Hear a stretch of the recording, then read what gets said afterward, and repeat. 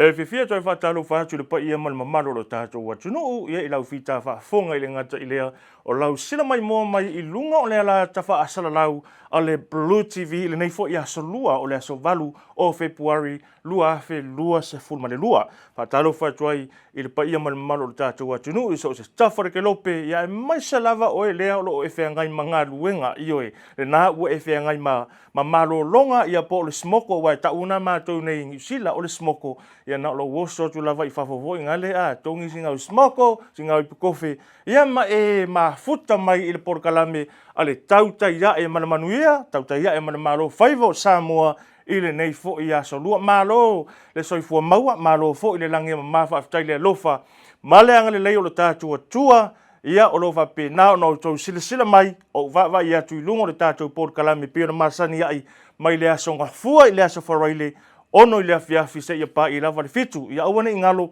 o le whaata o tongo le tātou porkalame le nei aso ia o lo iaini a tātou whaata le noanga le soifua maloloina o statement tu ina tu fo I lea o se li poti pu o tala ta mai COVID is fulu I vai mai se fo I la ia o tātou whaasalaunga whaapisinisi ia I pa anga masani lava le tātou porkalame ai fa malulu atu Samoa ua le awai mai ia le sunga I vai malai ia Asiata Pio Vaoliko e peo na masani ai la o tau silasila mai I lea aso ma lea aso ia ono tuto noa tele lava fo I le pisiol tamalo le nei vai aso o le mafuanga na e o se taimi nei vai aso ia ono toe mafuta mai lea o le sunga le vai malai ia Asiata e fa wau le tātou porkalame ai mo le so o Lorenzo ia ma pea o le tātou mafuta I lungo le ngalo le ea ia mal porkalame o le atfasa lau o le BluTV ile nei aso lua o le aso valu o Februari lua afe lua se fulman lua wo fia wo vai atu ia te oe ia ngā fui eke aka mai va pea vai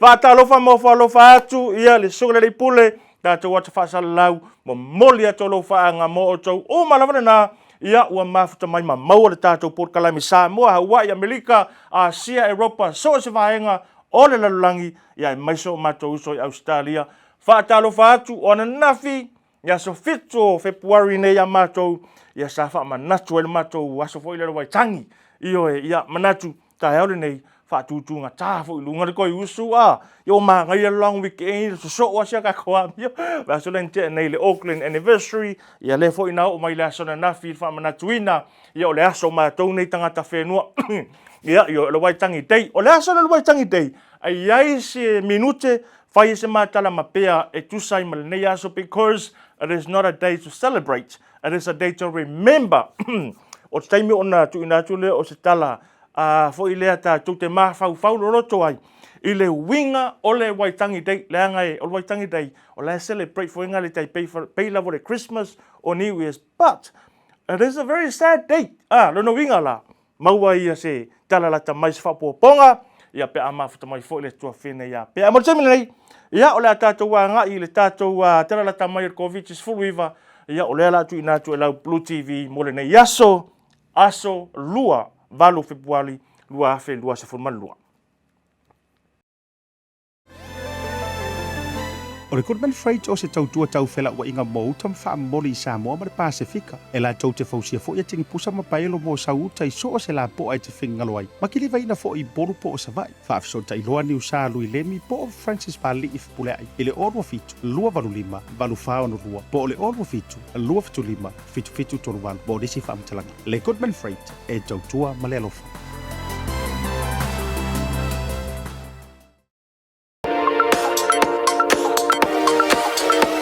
Ua iai nei le au nanga fou e whaingoina o le Maua App. E mawhai ona okai mea ai, ma o le amo moli sao atu I ate oe. Whaingoa fie, nga olo taina le upenga ta whailangi, www.maua.app. Ia nga whailoa lau oka mea ai.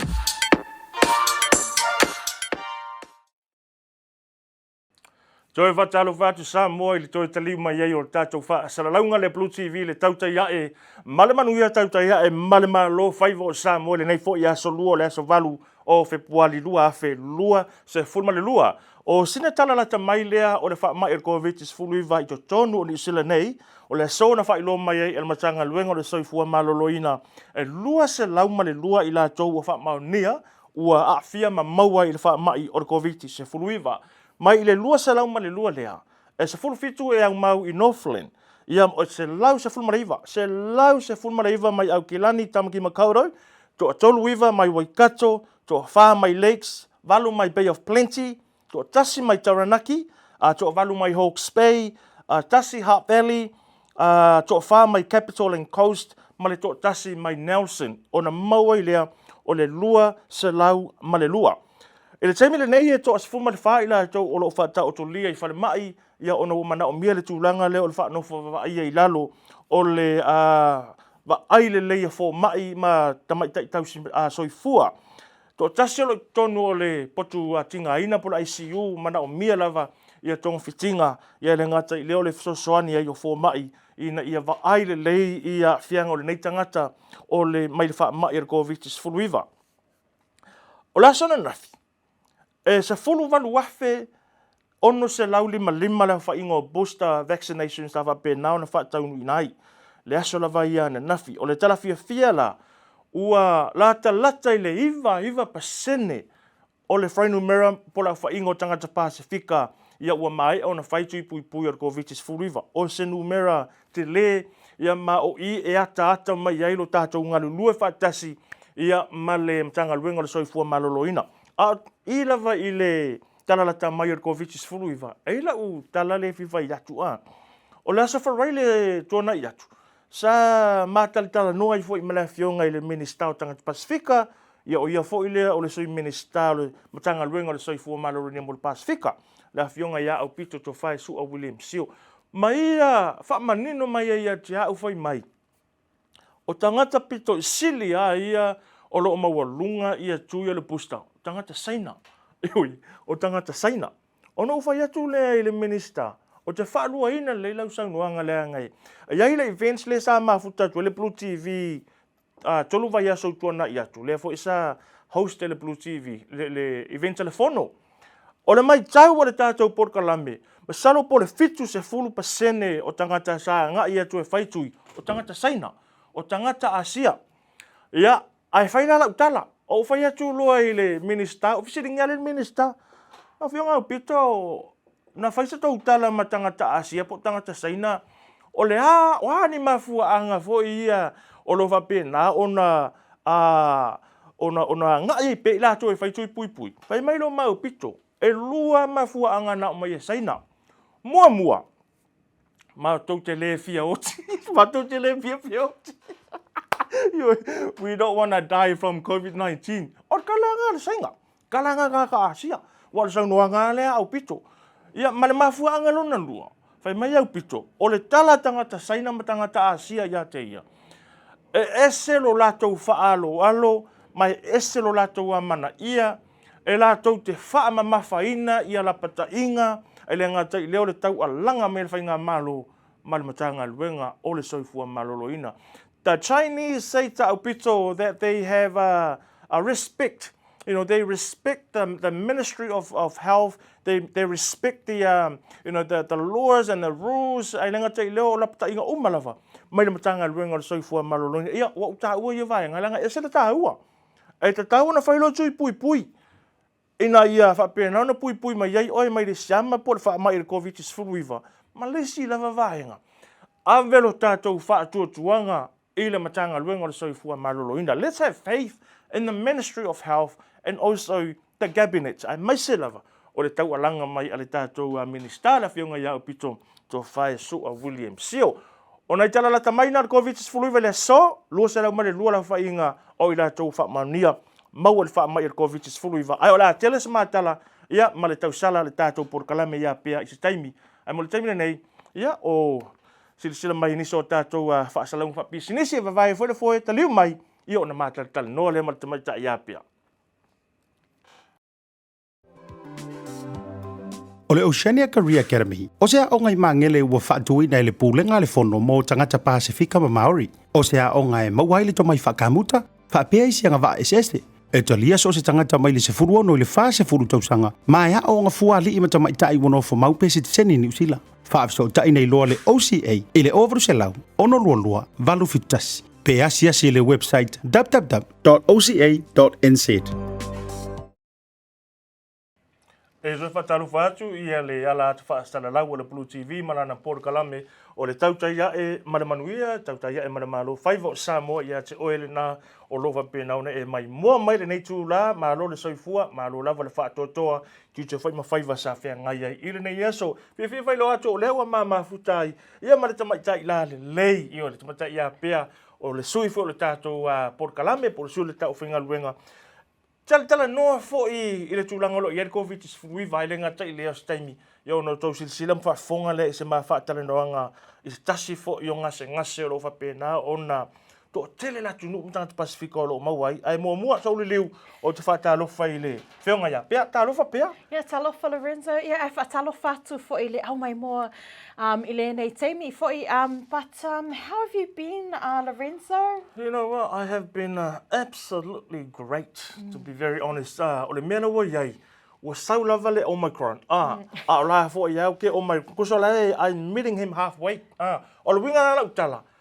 I always try and beat him. Yep. Beat Omicron. O le winga na lau tala. I'm so great. But how are you feeling? You know, being back on the show for the very first time in 2022. Yes. It's, you know, look, you know, we're busy le BluTV, so it's such a, it's a little bit nervous today, being back in the chairs, but feeling good, feeling very, very good. Whakatei lava, Renzo. Well, I must acknowledge the work that you do behind the scenes. You know, for those who don't know, Pea now works with the production team behind the scenes. You know, if you see any great interviews, any great ads, you know, we get sponsors. That's the contribution, and that's the beautiful work of Pea. But anyways, let's talk about COVID. Yeah. I think, you know, especially during this time, paua le mea leo ke whaalonga ai o le COVID. Ai lea ua a koe a maka ia lea onga. And for myself, and I know for yourself as well, as a parent, ia makako mākua fo ile mai moa mai as well. You know, there's a lot of worry, and o leo popole fo ikako mākua, makako whāngau, the return back to school, especially now o leo ua liupoki mai, that there have been high numbers in cases that have been reported here in schools in New Zealand. But, however, o le ua encourage mai fo ia, you know, the Ministry of Health to continue to send our children back to school. And I do want to talk to you because I know o le experts alia ale COVID updates. Renzo, as a mum, and I know for many of ia kako makua, o leo popole whai mei kala, ko se I o wakau, you know, calm down ele Omicron. However, as a mum, I think I'm sending my children back to school. I think o le mentality lea a kako kangaka, we have to adapt now to live and accept COVID as an everyday sickness like pea le fulu or something like that. I'm not an expert in this area, but o ke masalo ua misia e mako, you know, e lau whāngau, e lako friends and social, you know, connecting with the community, because it has affected our adults in such a big way. You know, ua mau le mea le anxiety.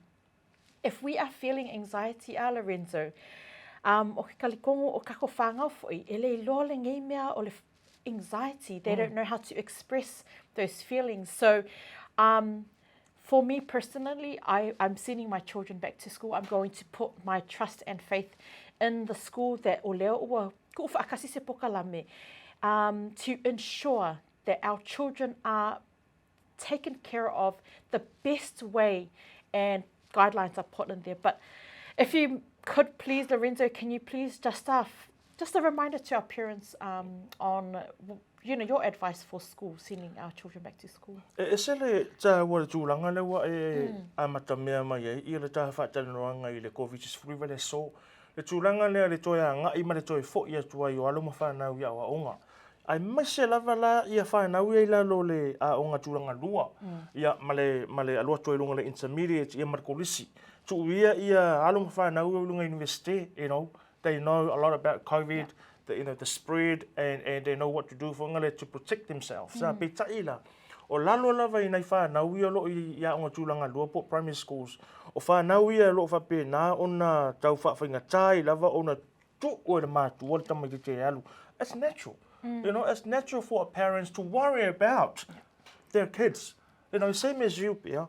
You know, especially with COVID still, you know, being in the community and with the number of cases being reported from schools, it's natural for you to say, hang on, I don't want my kids to catch COVID. Sa wala fo ingale ya te oi, ole na tura na o tangata. Ai mese la vole matua. Ai mese la vole taimri nei ole pipise o fa ma o COVID to tonu o le community, a mese tonu a onga le fo inali potia mai o lo maua ia o tahu il vai aso le tona nei kolisi o tahu ile fo il fa mai. Ava pera la ia so walo e a onga o tahu. Of course fo ingale ia o longa va pia. O tau pole va pia.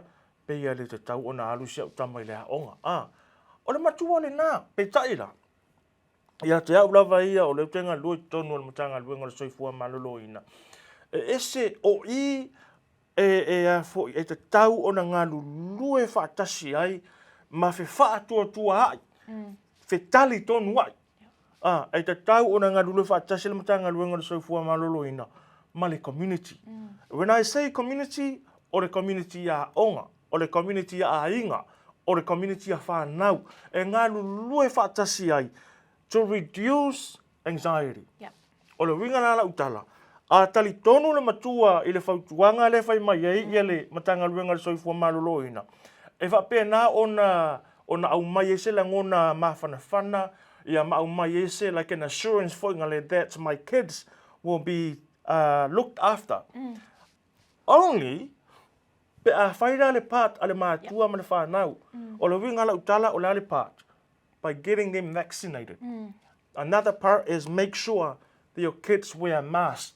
Make sure that they wash their hands. Fulu lima, so se taimi. I may say lava la pe al watu man to tatou pe.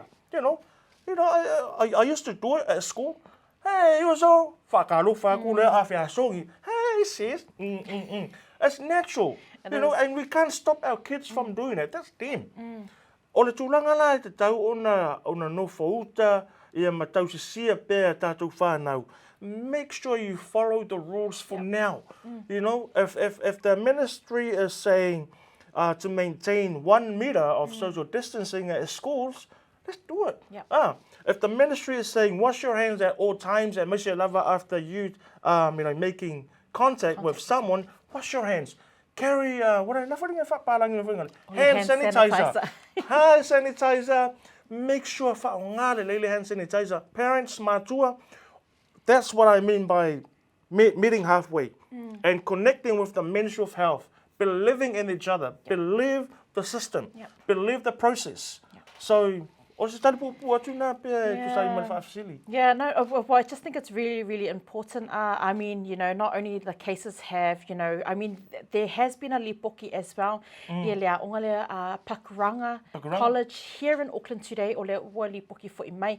But again, like you've said, Lorenzo, e whiolorolak ia le college, le kolisi, kako whangau le ua attend le kolisi. They are aware and they know how to follow instructions. Well, kako whangau like. It's very difficult to follow these instructions. So our parents, please, I think it's still very important to send our children to school. They have been away from their friends, anxiety. They really need to develop that trust as well with the school, but they need to go back to school. That's my personal opinion. I'll be sending my children back to school and they are happy. They're very happy to see. Well, I sent my daughter to school this morning. Ole winga la from Jalanga. Tusa lava pe or you do your kids a favor as well. You're doing them a favor. Langai, what you teach them at home is like completely different to what they are taught in schools. If they miss out on all the teachings matulanga fa pe na to tonu a onga. Ia e ono affectai pe ono a fiaila ia lato mea onga, their assignments, and especially for ngare pe like le form 7 year 13 trying to go to university next year. Tau lava na ona ngai pe, but we must abide and we must for ngale follow the rules, very simple rules. Mai te tau fo ila o lawo mana tua pe. It's really important. Te tau lora ona whaile le whaatale noanga le mātua mana whanau. let's have a serious talanoa about the reality now about COVID-19. Whanonofo le lalo, whai le mātua le whanau. This is how you should treat COVID, respond to COVID when you are in schools. Pea alu le haonga. You say, talapupu. Ono le tātai mia pia. Yes, but absolutely agree, you know. We've come to that stage, Lorenzo. O lea wa, ka fo inga sui kako mawhawhau. COVID is going to be part of our life. 100%. That is just the reality. So, I think kako ngalurue whaakasi. And change our mentality will be okay. 100%. We'll be okay, like I said, if we work together with the Ministry of Health and trust the process.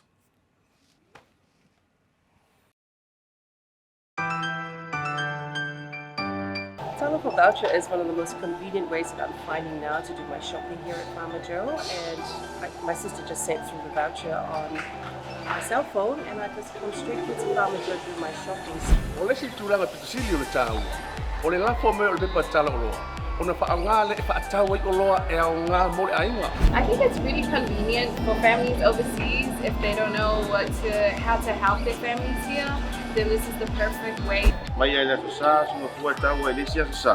Le fia po i sa we mo mawina le foi au nang fo e ala mai le tala fo voucher.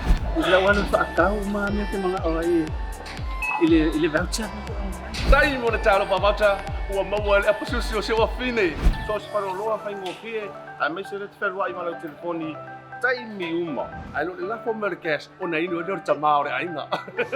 Whaatea tu lava le tala fo voucher mo le foi au nang fo whaatai.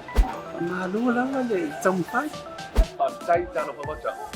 Teki tala fo voucher.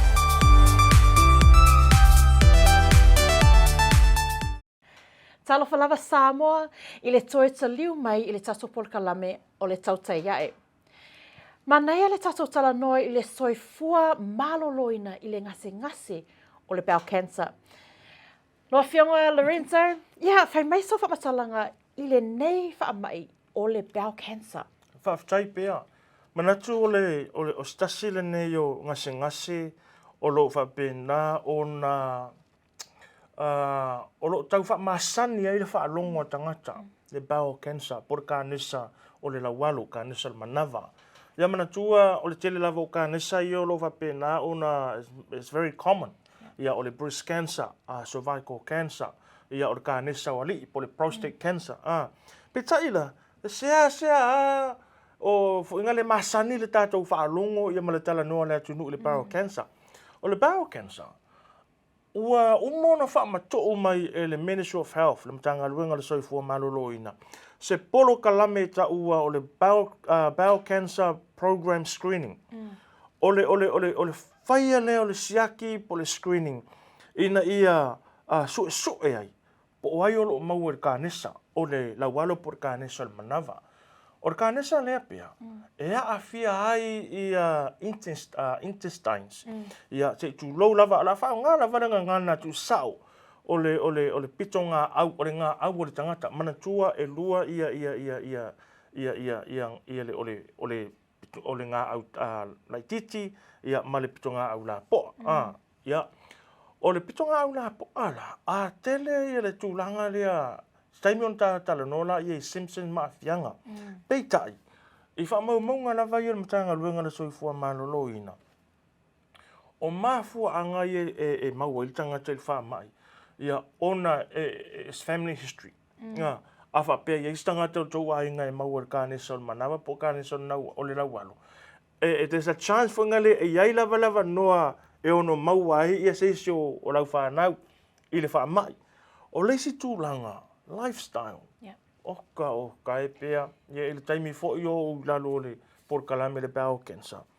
Tele lava o whaamau maunga o tangata o maua le whaamai, no family history of bowel cancer, but because of lifestyle. Le tūlanga lea o le tausami, o mea ai pāleni, tūlanga o mawhapena. O mafua angale nā e build, ma ho oi lava te tūlanga fo ingale o whaatama ia lo manawa. Ia ona develop ai la ia o symptoms ia po afianga na tau e mtanga luenga polyps, colons. O vaenga la ngau polyps. Kamalanga e le whapea fo inga le e maua lo whapea lo o maua o e kanesa. No. Bai, na pau fo ele o le cancer pea. E se le whai ngō fia fo ele on a treat. Ia, pe manage. Yeah. Le ala u vatu whatata inga le tato e fo i le por kalame le mtanga luenga le soifu malolo ina pea. Sa develop la ele mtanga luenga le soifu malolo ina se screening program. Ina ia whapea na una su e po o ai tangata i o maua le whamai. Le ala u a mai le mtanga luenga. For everyone between the age of 60 to 74, e whaifua rana to siaki. E lafo mai na le matanga luenga le soifua malolo. Ina lau test kit, ia po vaenga mana o mia whai lau test. Ilo whale. O le whamai fo ilea, o le ngasangase fo ilea. E whai lavai o ia lau siaki le whale. For those who are eligible, between the age of 60 and 74. Whai lavai o lau o siaki le whale. Ia, o le whaingo le siaki lea e wha o la lavai wha matala. Tala atu lavai le tusi lea pe alafu atu. O mana whai. Ona to e lafo la i le Ministry of Health. Pete alufo inga le AVC lab. Ona su e rola I think about 2 weeks or a month mau mai le result. Mau mai le result fai mai o lai ai ia. O la ua mau fo inga le result. O lai mau ia oile. Ia ungo le o le wha mai. Ia ona vave treat o la ia pe vave AVC. Ese le whai ngō fie. Ai, o le tūlanga fo i lea, o le whai o le test, o le whili numeric, tasi le nāpia. Ese na maua le tusi fo i le pusa meeting o ngā kala kua, o ia le ila peia se kusi fo inga le soifu malo nini. Ia kua kulunga TV, kua kulunga TV, ia pe kulunga le lau ai, e kolua maa singa la e kaki e ki lunga TV, expire ma le test kit, ai leo wha o ngā hina. But o mafua angana, o le whautuanga na vai e pia. Tamu whai tato watu nu e whai ele saki le. Ai mai se lava pea whai o lea te anga waa. Ai for those who are under 60, mo tātou e lalo le, o le tausanga le whatapula ai e anga waa i le free screening. Nga i sa o lava i lau fua mai whale a inga. Ask question because ia te au fwoi. So le pe kake, e fwoi nga le walango lisia unga e whangongo pe kau constipation na. Kau maulo manawa fo ngale wa feel e te alu le fale le taua. Ele isa ele mfaiona fai sau fe au se tu low lava. O le sia unga o le tulanga fo ile wa amata ona suila fa longo fo ngale lo manava. Ele masani ya fo ngale wa le normal. E mai tau aloa unga na alu siaki, alu fesili fo mai. Ia ona watu fo ile fo mai ia te oe. O vaenga e te mana o mia mo le siaki. You know, thank you, Lorenzo, because I know ko kele kako kangaka. And I do apologize, I think they're very makamuli to do these kinds of tests. But it is something that can be avoided and that we can try to, think about e kako whangau and stuff, because I know that that's probably the biggest problem is we're ashamed of treating or finding out a solution for ele whaamaile. But let's move into I know that a lot of people le ako fesili for him. Whawhea ona loa ele tangata wa fia ele nei whaamai. Whawhtaimanga fesili pia. Pei fwoi lau nau ta ua mua atua. Le sa whaali atu ele taimi ua sola. Le tūlanga lea o wama maulo manava. Masalo, wai langa iei lava i stangata e vai yaso, e le i whaia lava se whi au mamau se i tūlou. Ua whiu lava fwoi ngale, so, e ti ngāna manga fwoi ngale, le fia aru i whale le tau, ua peitai. E whainga tā ona sau i whafu, oi nā, e te tau loa ona e manatu i whaapia, pei ia wa maua ui aunga. O le si aunga le nā. O le si aunga pea pewe ona uta ua le tūlanga lea o lea fo i o le wa le masan o vaenga fōu. O ni mea fōu fo inga le wa e vai ai lo manava. Ia ua se a makanki ngā i. Whai a makanki ngā i. Ma leisi la aunga pito i sili lava ona common. O le pisia lea o lau fe auma mau. Ua fefi loi ma le toto. Te tu lau lava Samoa. Whai e mai ona fai sau fe au mamau ia before you flush the toilet for ngale titilo atu wala no mu wa fefi loi wa pisia ile pala pole toto o le sifo isaile nga te tau lona vai fo mai le nga it shouldn't be pisia e le te tau na pisia ai ala na pisia ona ia ile mea le tupu toto no le manava o lona winga la o te tau loa ona va ai fa tope lau fo mai o ava peo le nai te le vau tau sangalia o le ono se fulu le fitu lima. Ua te tau rona ona whai lau siaki ma vave lafo le matanga luenga mo sa ili ringa msusu enga. Thank you so much, Lorenzo.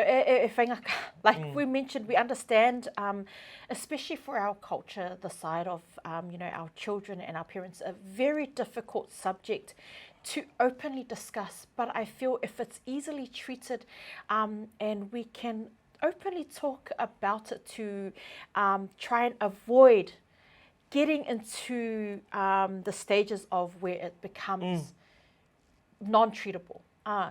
Olala so fautuanga to our parents who are watching right now, because it's very difficult, Lorenzo, it's a very difficult subject to discuss as well.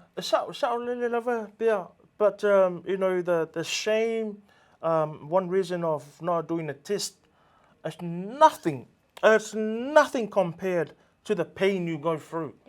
It's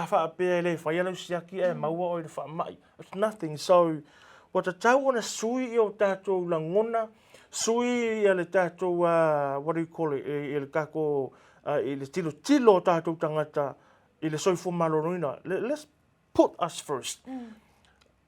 It's quite sensitive, doing the test, getting the test done, to be honest. Like, you wouldn't want to, for ngale lo ia le tia niule fai ele siaki wanangai. It's like a stick about that long. E lo lai to tonu o le bowel motion. Ia se tu lo lava fa nga tu lava le ngana fa pero tane bowel motion po lau fe au le sa fai. Ia ona to le to tonu le tube fa to ala for le Ministry of Health. Who would want to do that? It's quite sensitive. O se tulanga fo ile e fo ia mai pe taulangona ile ma. But let me remind you for the pain, because I've seen people with bowel cancer. The pain they go through, oh my gosh, Pea, it's heartbreaking. And knowing that something could have been done.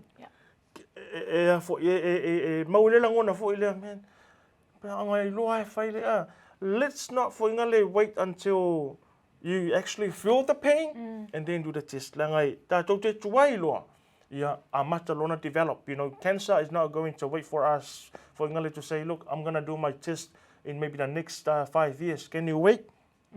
Please don't develop. No, cancer doesn't work like that, Pea. So we must prioritize the taula wana fa mua o tato soifua maloloina. No, that's it from me, Lorenzo Whawhetau lava, Morenea Vanoa. If atala no fo I le nei mataupu, tawa for our viewers today. But thank you so much for that.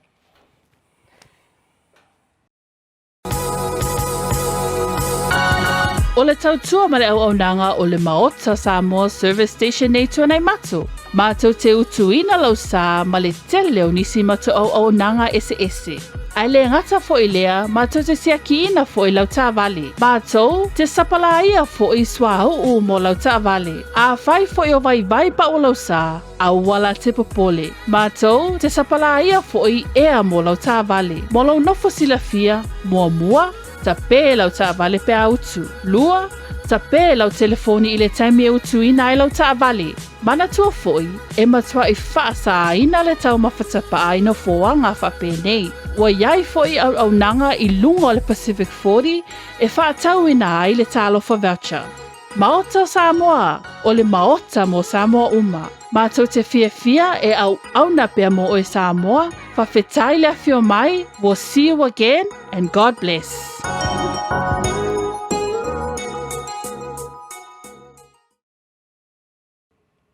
So whatalo whātu Samoa I le tō taliu mai ai o le auaunanga ma le tautua, a le tautai lunga o le BluTV, ia te au nei a le ngatai lea o le tamaitai a Pea, a talo fatu ia te oile nasa e mai mua mai lava le tūla e ono e o mai lava nei taipo le ngā lava ae ke sisila mai i oi malo le soifua malo fo i le mafuta mai lungo le tātou Porokalame ai mamole atu le nganga o le whaafitai a tātou sponsors po tātou paanga ina without them ia ele ai se Porokalame le tātou tautai papetai la mole atu le nganga whaafitai i le Maota Samoa And of course, Pacific 40. OCA po le Oceania Careers Academy. Yeah, ma le Maua App. Oka, Maua App. So Maua App. you can buy from here. Ki le wasa o sa mo lo wainga e po le tau mafo le ala vale wainga te whaatau o lunga le Maua App. Say Oriana. And we cannot forget Goodman Freight. Mana whaftai tele lava mo le atu le nganga o le nganga o le whaafitai ia tātou sponsors ma tātou pāanga ia mo lango sua le tātou Porokalame pia. It has been a pleasure, you know, to co-host Tautai here today with you. O fia, wingane wa. Yeah, it's a different feeling, you know. Ia mange for ile wa annual leave if I kako kama le Asiata. So Asiata, we continue to pray for you, our dear brother, and we hope to see you soon. Hurry up. Mau ki ngoa lainga fo maka aka mai me fai me ka o lunga o. But anyways, ia o le Porokalame le nama le tautua le nā le tātou Tautai ia malamanu ia Tautai ia malamalo. Whaivo Samoa i le nei a so tātou whilo i le itu la e ono i le asua tae mo le taimile nei. Fa soifua ia. Fa soifua.